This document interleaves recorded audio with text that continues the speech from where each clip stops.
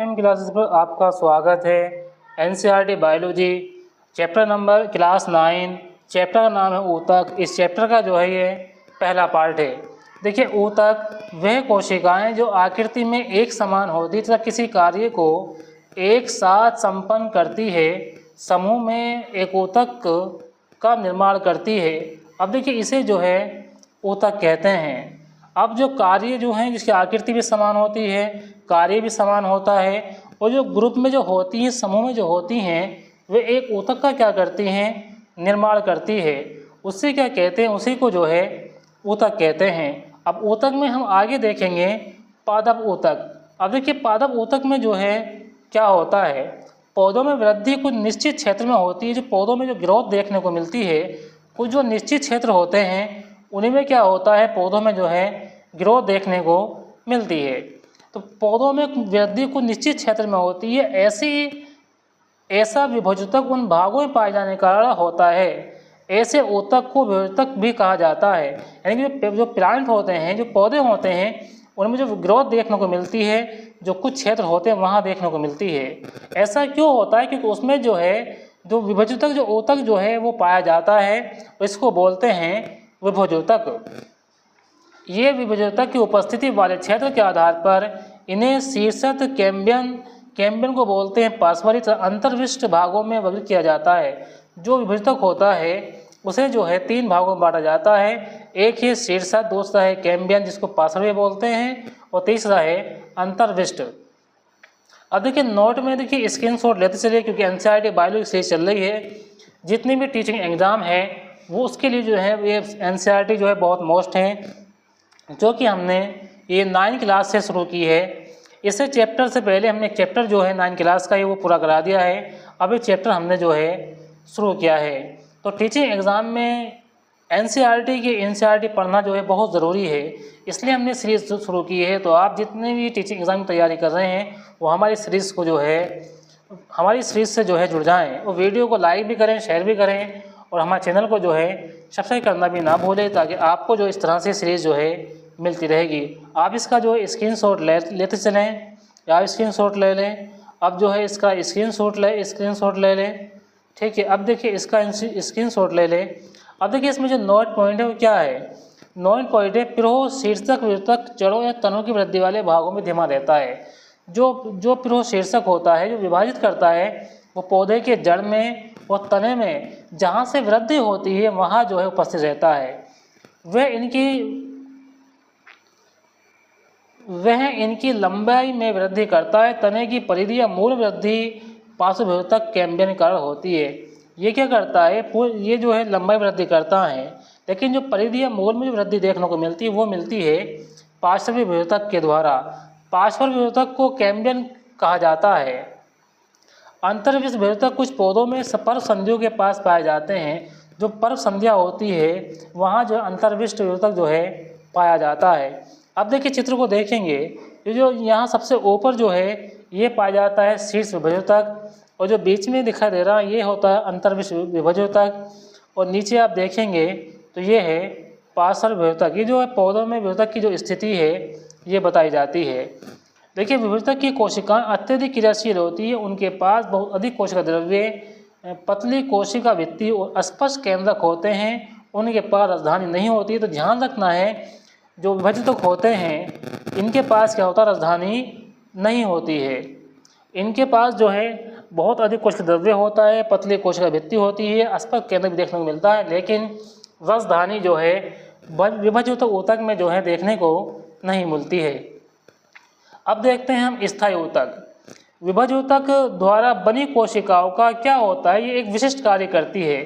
तो विभजोतक के द्वारा जो कोशिकाएं बनती है ये एक विशेष जो है स्पेशल जो है कार्य करती है, और विभाजित होने की शक्ति खो देती है, जिसके फलस्वरूप स्थायी ऊतक का निर्माण होता है। जब विभजोतक जो है अपनी शक्ति को, जो विभाजित करने की क्षमता उसमें पाई जाती है, उसको खो देता है, जब क्या होता है, स्थायी ऊतक का निर्माण होता है। अब ये सरल स्थायी ऊतक की हम बात करते हैं। एपिडर्मिस के नीचे कोशिकाओं की कुछ परतें होती है जिसे सरल स्थायी ऊतक कहते हैं। जो एपिडर्मिस होता है उसके नीचे क्या होता है, कोशिकाओं की कुछ परतें पर देखने को मिलती है, जिसे कहते हैं सरल स्थायी ऊतक। अब देखिए नोट में देखेंगे पेरेनकाइमा सबसे अधिक पाए जाने वाला सरल स्थायी, सवाल आ जाता है कि सबसे अधिक जो है पाए जाने वाला सरल स्थायी ऊतक कौन सा है, तो वो होता है पेरेनकाइमा। यह पतली कोशिका भित्ति वाली सरल कोशिकाओं का बना होता है। ये जीवित कोशिकाएं हैं, तो याद रखेंगे जो पेरेनकाइमा है वो क्या है, ये जो है जीवित कोशिकाएं होती है। और ये जो है बनता किससे है, ये पतली कोशिका भित्ति वाली सरल कोशिकाओं से बनता है। ये बंधन मुक्त होता, ध्यान रखेंगे, जीवित भी होती कोशिकाएं होती है, बंधन मुक्त भी क्या होता है, कोशिकाएं होती है। और जो ऐसे ऊतक होते हैं उनके जो कोशिकाओं के मध्य काफ़ी स्थान इसमें देखने को मिलता है। यह ऊतक प्राय भोजन का भंडारण करते हैं। तो यहाँ ध्यान देखिए, ये लाइन जो है पूरा ही मोस्ट है, यहाँ प्राय भोजन का भंडारण जो है होता है। तो भोजन का भंडारण कहाँ होता है, पेरेनकाइमा की यहाँ जो है बात चल रही है, और ये है सरल स्थायी ऊतक की। तो ध्यान रखेंगे जीवित कोशिकाएं होती है, बंधन मुक्त होती हैं, और कोशिकाओं के मध्य काफ़ी स्थान देखने को मिलता है। और इसमें जो ये जो ऊतक होता है, इसे भोजन का जो है स्टोर देखने को मिलता है। अब देखिए आगे देखेंगे, अब देखिए चित्र जो है ये देखने को इसमें आपको जो है चित्र ये दिखाई दे रहे हैं। अब यहाँ देखें तो यहाँ अंतरकोशिकीय स्थान है, यहाँ भित्ति की मोटाई है, केंद्र की राजधानी है, कोशिका भित्ति है।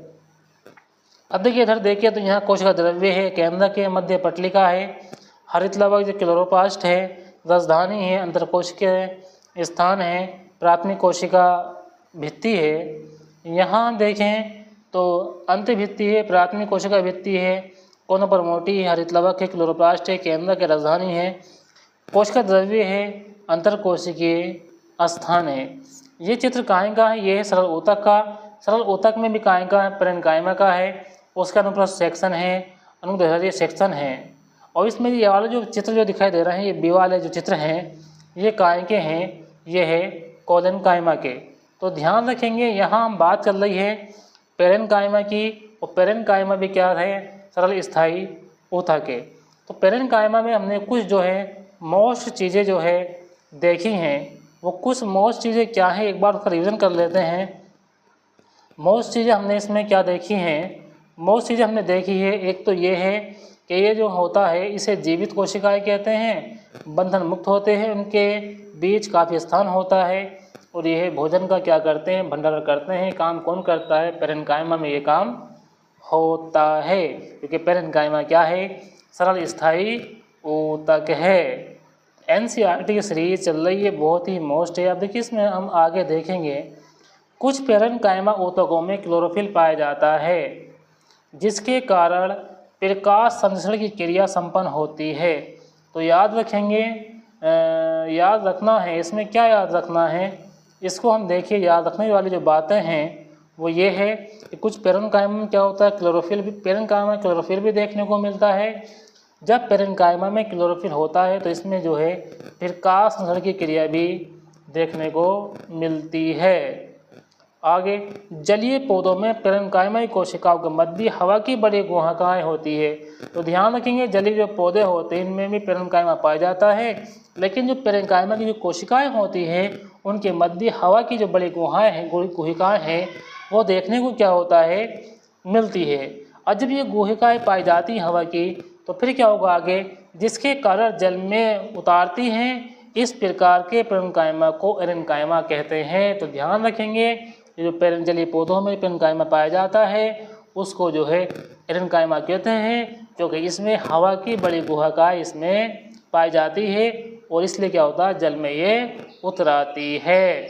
अब देखिए आगे देखें, जो नोट पॉइंट है उसे हम देखेंगे। नोट पॉइंट में क्या है, पौधों में लचीलेपन का गुण एक अन्य स्थायी ऊतक कोलेनकाइमा के कारण होता है। तो जो लचीलेपन का जो गुण पाया जाता है वो पाया जाता है कोलेनकाइमा के कारण। और कोलेनकाइमा क्या है, ये भी जो है स्थायी ऊतक है। तो यहाँ ये चीज़ें जो हैं ध्यान रखना है। आगे देखें, पौधों के विभिन्न भागों पत्ती तना में बिना टूटे लचीलेपन लाता है। ये पौधों के यांत्रिक सहारा भी प्रदान करता है।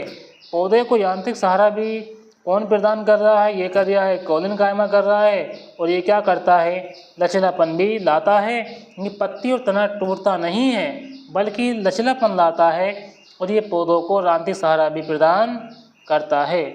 हम इस ऊतक को एपिडर्मिस के नीचे पर्णवृत्त में पा सकते हैं। ये जो ऊतक कहाँ पाया जाता है? एपिडर्मिस के नीचे पाया जाता है। जो पर्णवृत्त होते हैं वहाँ ये पाया जाता है। इस ऊतक की कोशिकाएं जीवित, लंबी और अनियमित ढंग से कोनों पर मोटी होती है। तो इसकी कोशिकाएं कैसी होती है? जीवित होती है, लंबी होती है और अनियमित ढंग से कोनों पर मोटी होती है। ये जो ठीक है, ढंग से कैसी होती है? कोनों पर जो है मोटी होती है तथा कोशिकाओं के बीच बहुत कम स्थान होता है। तो इसमें जो ये जो हमने पढ़ा है कोलन कायमा, इसे जो जीवित तो है, कोशिका लंबी भी है, अनियमित ढंग से कोनों पर मोटी होती है, लेकिन ध्यान रखना है इनकी कोशिकाओं बीच क्या होता है? बहुत कम स्थान इसमें पाया जाता है। ठीक है, अब ये जो है इसका जो है ये चित्र है इसका। अब देखिए आगे देखें, एक अन्य प्रकार का ऊतक स्केलन कायमा होता। तो हमने अभी पेरेन कायमा पढ़ा है, कोलन कायमा पढ़ा है, स्केलन कायमा अब पढ़ रहे हैं। स्केलन कायमा की हम बात करते हैं। अब देखिए स्केलन कायमा क्या है? ये पौधों को कठोर मजबूत बनाता है। ध्यान रखेंगे, शांति सहारा कौन दे रहा था? कोलन कायमा दे रहा था। पौधों को कठोर मजबूत कौन बनाता है? ये बनाता है स्केलन कायमा। तो ये बात ध्यान रखने वाली बात है कि जो पौधे को जो कठोर बना रहा है वो कौन बना रहा है? वो बना रहा है स्केलन कायमा। कठोरी बनाता है और ये जो है मजबूत भी बनाता है। हमने नारियल के रेशमी छिलके को देखा, ये स्केलन कायमा से ऊतक से बना होता है। तो यहीं से सवाल आ जाएगा, जो नारियल के छिलके होते हैं रेशेदार, ये किस ऊतक से बने होते हैं? तो ध्यान रखेंगे ये बने होते हैं स्केलन कायमा से। और स्केलन कायमा की जो कोशिकाएं होती है वो मृत होती है। अभी देखिए हमने ऊपर जो ऊतक पढ़े हैं, इसमें पेरेन कायमा पढ़ा है और हमने कोलन कायमा पढ़ा है। ठीक है, कौन कौन से पढ़े हैं आपको एक बार हम दिखा भी देते हैं। तो यहाँ जो ऊतक हमने पढ़े हैं कौन कौन से पढ़े हैं? एक तो हमने पढ़ा है पेरेन कायमा और एक पढ़ा है हमने कोलन कायमा, और अब जो हम पढ़ रहे हैं ये पढ़ रहे हैं स्केलन कायमा। तो इसमें एक चीज़ का ध्यान रखना है, इसकी जो कोशिकाएं होती है वो कैसी होती है? मृत होती है। ये लंबी पतली होती है क्योंकि इसमें ऊतक की भित्ति में लिग्निन के कारण मोटी होती है। अब यहीं से सवाल हो जाए, लिग्निन देखिए, लिग्निन किस ऊतक में देखने को मिलता है? तो लिग्निन जो है इस स्केलन कायमा के ऊतक में देखने को मिलता है। ठीक है, और इसलिए क्या होता है, इस ऊतक की भित्ति लिग्निन के कारण मोटी होती है। यह भित्ति प्राय इतनी मोटी होती है कि कोशिका के भीतर कोई आंतरिक स्थान नहीं होता है। यानी कि जो स्केलन कायमा है इनकी कोशिकाओं के बीच में कोई भी आंतरिक स्थान नहीं पाया जाता है, जबकि पेरेन कायमा में अधिक आंतरिक स्थान देखने को मिला था। और पेरेन कायमा में इसके बाद जो कोलन कायमा पड़ा है उसमें भी कुछ मिला था, लेकिन स्केलन कायमा में कोई भी आंतरिक स्थान कोशिकाओं में नहीं होता है। अब देखिए इसमें जो नोट पॉइंट है वो हम देखेंगे। नोट पॉइंट में विशेष चीज़ लिखी होती है, ये ऊतक तने में संवहन बंडल के समीप पत्ती के स्राव में तथा बीजों और फलों की कठोर छिलकों में उपस्थित होते हैं। ये पौधे को मजबूती प्रदान करते हैं। तो ध्यान रखेंगे ये ऊतक भी पौधे क्या करते हैं? मजबूती देते हैं, मजबूती देते हैं। और जो है कहाँ कहाँ पाए जाते हैं? तने में, संवहन बंडल के समीप, पत्ती की स्राव में, बीजों में और फलों की कठोर छिलकों में ये जो है देखने को मिलता है। अब देखिए ये जो चित्र है ये स्केलन कायमा का है, या सरल छिद्र है या युग्मक है। ठीक है, इसमें संकीर्ण ल्यूमेन है कि इसमें जो है आगे मोटी भित्ति है। ठीक है, ये यहाँ तक लिग्निन की बात थी। लिग्निन काय में पाया जा रहा था? ये था स्केलन कायमा में।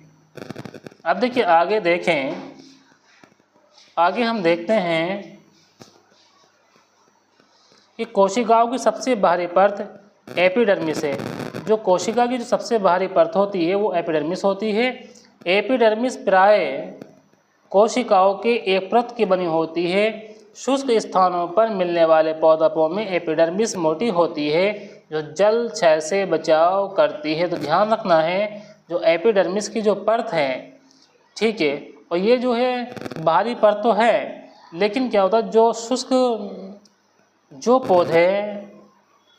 पौधे शुष्क स्थान पर पाए जाते हैं उसमें क्या होता है एपिडर्मिस मोटी होती है, और मोटी होती है तो ये क्या बचाव करती है, ये जो है जल के क्षय से बचाव करती है, जल का नुकसान ना हो जाए, इसलिए जो है एपिडर्मिस क्या होता है बचाव करती है, मोटी होती है, क्योंकि उस स्थान में पानी जो वर्षा जो है कम होती है, ठीक है, यहाँ मतलब वहाँ पानी जो है कम देखने को मिलता है।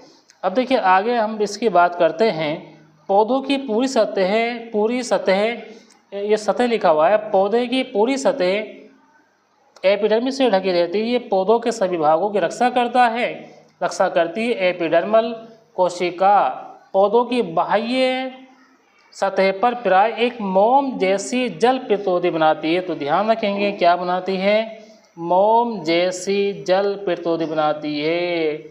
एपिडर्मल कोशिका पौधों के बाह्य सतह पर प्राय एक मोम जैसी जल प्रतिरोधी बनाती है।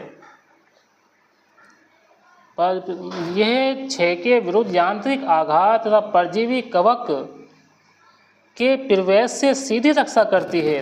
कि देखिए यांत्रिक जो आघात हैं और परजीवी जो कवक है उसके जो प्रवेश करता है उससे क्या करता है, सीधी रक्षा करती है, क्योंकि एपिडर्मल कोशिकाओं का उत्तरदायित्व रक्षा करने का है। अतः इसकी कोशिकाएं बिना किसी अंतर कोशीय स्थान के आच्छन्न परत बनती है। अधिकांश एपिडर्मल कोशिकाएं अपेक्षाकृत चपटी होती है। ज़्यादातर जो एपिडर्मल जो कोशिकाएं होती है वो कैसी होती है, चपटी होती है। सामान्यतः उनकी बाह्य तथा पार्श्व में भित्तियाँ उनकी आंतरिक भित्तियों से मोटी होती है। अब आगे देखें, पत्ती की एपिडर्मिस में हमें छोटे छोटे छिद्र को देख सकते हैं, इन छिद्रों को स्टोमेटा कहते हैं। भाई जो एपिडर्मिस होती है पत्ती की उसमें क्या होती है, छोटे छोटे जो छिद्र होते हैं वो देखने को मिलते हैं, उन्हीं छिद्रों को क्या कहते हैं, स्टोमेटा कहा जाता है। इनके जो छिद्र होते हैं उन छिद्रों को क्या कहते हैं, स्टोमेटा कहते हैं। अब आगे देखिए, स्टोमेटा को दो वृक्क के आकार की कोशिकाएं घेर रहती है। जो दो वृक्क के आकार जिस तरह से वृक्क होता है, किडनी होती है, उस तरह से क्या होता है, ये जो कोशिकाएं हैं वो क्या होती है, उन्हें जो है स्टोमेटा को घेर रहती है। उन कोशिकाओं को क्या कहते हैं, रक्षी कोशिकाएं कहा जाता है। तो ध्यान रखेंगे कि जो पत्ती की एपिडर्मिस होती है तो छोटे छोटे छिद्र होते हैं, इन छिद्रों को स्टोमेटा कहते हैं। स्टोमेटा को जो है दो विरक आकार कोशिकाएं घेर रहती है, जिन्हें क्या कहते हैं, रक्षी कोशिकाएं कहते हैं। इन्हें कहते हैं रक्षी कोशिकाएं। ये कोशिकाएं वायुमंडल से गैसों का आदान प्रदान करती है। ये जो रक्षी कोशिकाएं हैं इनका कार्य क्या है, इनका कार्य है वायुमंडल से गैसों का आदान प्रदान करता। के लिए आवश्यक है वाष्पोत्सर्जन की क्रिया भी स्टोमेटा के द्वारा होती है। तो ध्यान रखेंगे, वाष्पोत्सर्जन के द्वारा क्या होता है, स्टोमेटा के द्वारा ही वाष्पोत्सर्जन होता है। ठीक है, अब देखिए इसमें आगे यहाँ जो है चित्र देखें, ये चित्र है, ये चित्र हैं, यहाँ क्या है, रक्षी कोशिकाएं हैं। ठीक है, जड़ों की एपिडर्मल कोशिकाएं पानी को सोखने का कार्य करते हैं। तो ध्यान रखेंगे, जो एपिडर्मल जो कोशिकाएं हैं जो जड़ों में देखने को मिलती है, ये क्या करती है, पानी को जो है सोखने का कार्य करती है। साधारणतः उनमें बाल जैसे परिवृद्ध पाए होते हैं, जिससे जड़ों की कुल अवशोषक सतह बढ़ जाती है तथा उनकी अपनी सोखने की क्षमता में वृद्धि होती है। मरुस्थलीय पौधों की बाहरी सतह वाले एपिडर्मिस में क्यूटिन का लेप होता है। तो ध्यान रखेंगे जो मध्यस्थलीय पौधे होते हैं उनमें जो एपिडर्मिस जो पाई जाती है बाहरी सतह पर, उसमें क्या होता है, क्यूटिन पाया जाता है। तो ध्यान रखेंगे हमने बात करी थी लिग्निन की, लिग्निन कहाँ था, स्केलेटन कायमा में था, और यहाँ बात कर रहे हैं एपिडर्मिस में। एपिडर्मिस में जो मध्यस्थलीय पौधे होते हैं, जो बाह्य सतह होते हैं, उनमें क्या होता है, उनमें जो है क्यूटिन का लेप होता है। क्यूटिन क्या है, ये एक जल अवरोध रासायनिक पदार्थ है। जैसे जैसे वृक्ष की आयु बढ़ती है उसके बाह्य सुरक्षात्मक ऊतक में कुछ परिवर्तन होता है। द्वितीयक विभोजक की एक पट्टी जो कॉर्टेक्स में होती है, कार्क नामक कोशिकाओं की परत को बनाती है। इन छालों की कोशिकाएं मृत होती है, यह बिना अंत्य कोशिकीय स्थान के व्यवस्थित होती है। इनकी छाल की कोशिकाएं कैसी होती है, मृत होती है, ये बिना अंत्य कोशिकीय स्थान के व्यवस्थित होती है। अभी हम नोट देखेंगे, इनकी भित्ति पर सुबेरिन नामक पदार्थ होता है जो इन छालों को हवा में पाने के लिए अभेद बनाता है। तो ध्यान रखेंगे जो भित्ति है इस पे कैसा पदार्थ होता है, सुबेरिन नामक जो है पदार्थ होता है। ये क्या करता है, इन छालों को हवा में पानी के लिए क्या करता है, अभेद बनाता है। तो वहाँ हमने क्या पढ़ा था, उधर पहले हमने लिग्निन पढ़ा था, ठीक है, और इसमें एपिडर्मिस में हमने क्यूटिन पढ़ा है। अब इसी में नीचे हमने क्या पढ़ा है, सुबेरिन पढ़ा है। तो ये पदार्थ भी हमें क्या करने हैं, ध्यान रखना है। देखिए अब देखिए ये चित्र है रक्ष्य ऊतक का है, यहाँ छाल कोशिकाएं हैं, फटी हुई एपिडर्मिस है।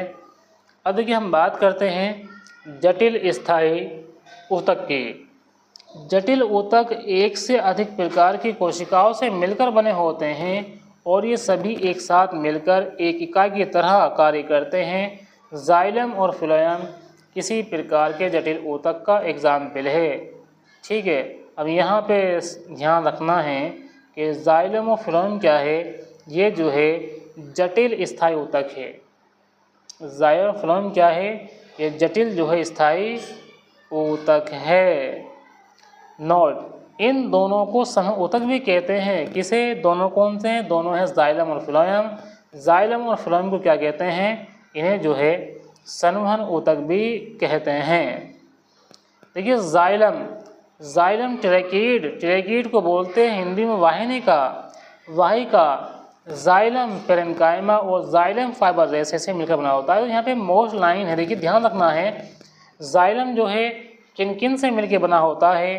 तो इसमें ट्रेकीड होती है, वाहिका होती है, जाइलम पेरेन्काइमा होती है, जाइलम फाइबर रेशे होता है, इनसे मिलकर के क्या होता है, बना होता है। कि जाइलम में क्या क्या देखने को मिलता है, ट्रेकीड है, वाहिका है, जाइलम पेरेन्काइमा है, जाइलम फाइबर रेशे है।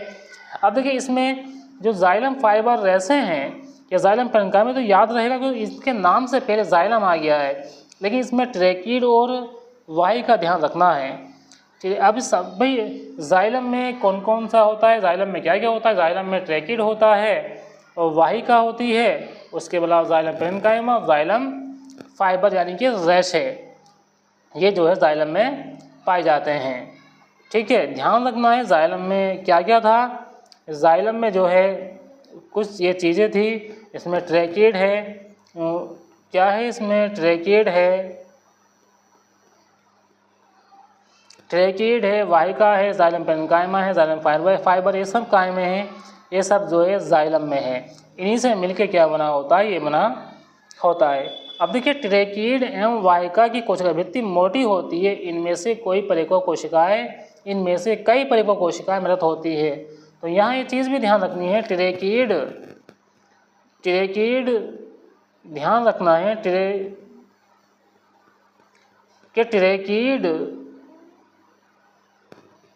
ट्रेकीड एवं वाहिका कोशिका भित्ति मोटी होती है, इनमें से कई परिपक्व कोशिकाएं होती है।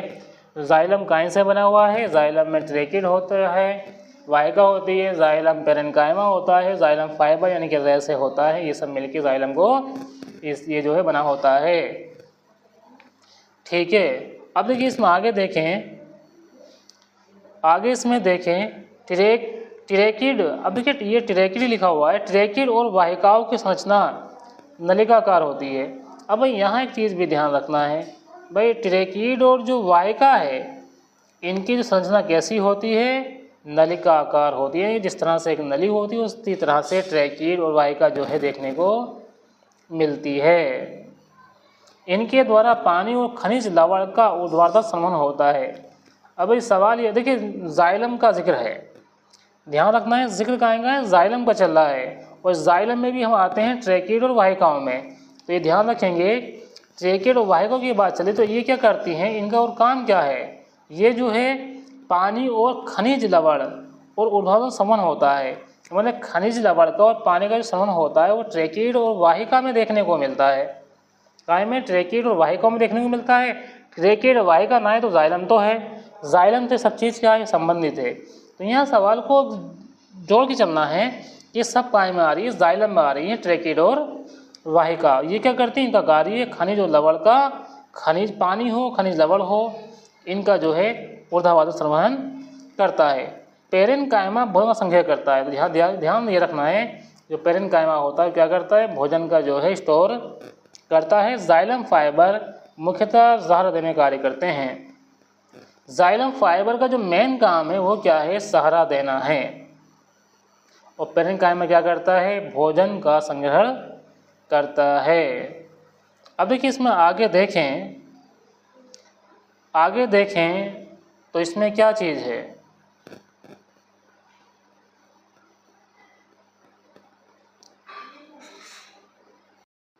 अब देखिए यहाँ ये फिल्म लिखा हुआ है, फिल्म नहीं है, यहाँ है फिलोयम। फिलोयम 5 प्रकार के अवयवी चालनी कोशिकाएं, चालनी नलिका, साथी कोशिकाएं, फिलोयम पेरेनकाइमा, फिलोयम रेशों से मिलकर के बना होता है। तो ये बात ध्यान रखना है, फिलोयम जो है किस किस से मिलकर बना होता है, ये होता है, इसमें चालनी कोशिकाएं होती है, चालनी नलिका होती है, साथी कोशिकाएं होती है, फिलोयम पेरेनकाइमा होता है और फिलोयम रेशे होता है। भाई जो फिलोयम पेरेनकाइमा, फिलोयम रेशे तो क्योंकि इसका नाम से आ गया फिलोयम, मिल्क फिलोयम आ गया, लेकिन इसमें जो है चालनी कोशिका है, चालनी नलिका, साथी को ये ध्यान रखना है। फिलोयम की हम बात कर रहे हैं तो फिलोयम जो मिलकर बना है उसमें चालनी कोशिकाएं हैं, चालनी नलिका है, साथी कोशिकाएं हैं, फिलोयम पेरेनकाइमा है, फिलोयम रेशे हैं, इनसे मिलकर के क्या होता है, बना होता है। वहीं जाइलम की हमने बात की थी, जाइलम में क्या था, जाइलम में ट्रेकिड थी, वाहिका था, जाइलम पेरेनकाइमा था, जाइलम फाइबर रेशे थी। अब देखिए जाइलम में जो है वो कितना था, 1 2 3 4 से मिलकर बना होता है। जाइलम में क्या है, 4 चीज़ें हैं, वो क्या क्या थी, वो थी ट्रेकिड, वाहिका, जाइलम पेरेनकाइमा, जाइलम फाइबर। और यहाँ फिलोयम में क्या है, फिलोयम में जो है चालनी नलिका है, चालनी कोशिका है, साथी कोशिका, ये ध्यान रखना है, चालनी नलिका, चालनी कोशिका, साथी कोशिका, ये ध्यान रखना है फिलोयम को। फिर याद कर लो, फिलोयम में ध्यान रखना है चालनी कोशिकाएं, चालनी नलिका, सीधी साथी कोशिका, फिलोयम पेरेनकाइमा और फिलोयम रेशे से मिलकर बनी होती है। इस तरह के सवाल आ जाते हैं कि जो फिलोयम होता है वो किससे मिलकर बना होता है। तो फिलोयम जो बना होता है 5 प्रकार के अवयव होते हैं, जिसमें चालनी कोशिका है, चालनी नलिका है, साथी कोशिका है, फिलोयम पेरेनकाइमा है, फिलोयम रेशे हैं, इनसे मिलकर क्या होता है, ये बने होता है। भाई लास्ट के दो तो याद रह जाएंगे, फिलोयम पेरेनकाइमा, फिलोयम रेशे, क्योंकि इसमें फिलोयम आ रहा है, लेकिन शुरू के जो याद करना जरूरी है, इसमें चालनी कोशिका है और चालनी नलिका है और साथी कोशिका है। चालनी कोशिका, चालनी नलिका और साथी कोशिका, ये याद करना ज़रूरी है, ठीक है। तो ध्यान रखेंगे जाइलम में क्या था, जाइलम में ट्रेकिड थी, वाहिका, जाइलम पेरेनकाइमा, जाइलम फाइबर यानी कि रेशे। फिलोयम में क्या है, फिलोयम में जो है चालनी कोशिकाएं, चालनी नलिका, साथी कोशिकाएं, पेरेनकाइमा, फिलोयम रेशे, इनसे मिलकर के बना होता है फिलोयम। अब देखिए इसमें आगे देखें, चालनी नलिका छिद्रित भित्ति वाली तथा नलिकाकार कोशिका होती है। फिलोयम पत्तियों से भोजन को पौधे के विभिन्न भागों तक पहुंचाता है। तो ध्यान रखेंगे, ठीक है, फिलोयम और एफ से फिलोयम याद कर लीजिए और एफ से कर लो फूड याद, ये याद करने का तरीका होता है, यानी कि एफ से फिलोयम और एफ से फूड, यानी कि फिलोयम जो है पत्तियों से भोजन को पौधों के विभिन्न भागों तक पहुँचा कर आता है। भाई जो फूड होता है वो इसका कार्य पत्तियों से विभिन्न भाग तक कौन पहुँचाता है, फ्लोएम पहुँचाता है। फ्लोएम रेशे को छोड़कर फ्लोएम कोशिकाएं जीवित कोशिकाएं होती है। तो ध्यान रखना है, जो फ्लोएम जो कोशिकाएं हैं, फ्लोएम रेशे को छोड़कर फ्लोएम कोशिकाएं कैसी होती है, जीवित कोशिकाएं होती है। ठीक है, जो फ्लोएम रेशे को छोड़कर जो फ्लोएम कोशिकाएं होती है वो कैसी होती है, जीवित होती है। हाँ, वो होती हैं किन किन किन से मिलके बना होता है फ्लोएम, चालनी कोशिकाएं, चालनी नलिका, साथी कोशिकाएं, फ्लोएम पैरेन्काइमा और फ्लोएम रेशे। फ्लोएम रेशे कैसे हैं, वो मृत है, बाकी कैसे हैं कोशिकाएं, वो जीवित कोशिकाएं होती है। तो ये बात जो है ध्यान रखना है। ये एक पहला पार्ट है। अब हम दूसरा पार्ट लेके आएंगे एनसीईआरटी बायोलॉजी का, जो सभी टीचिंग एग्जाम के लिए बहुत ज़रूरी है। इसलिए हमने जो है सीरीज चालू की है, अभी बेसिक से चल रही है, इसलिए इससे जुड़े रहें। वीडियो को लाइक करें, शेयर करें और अपने चैनल को जो है सब्सक्राइब करना ना भूलें। मिलते हैं नेक्स्ट पार्ट के नेक्स्ट वीडियो में। Thanks for watching this video.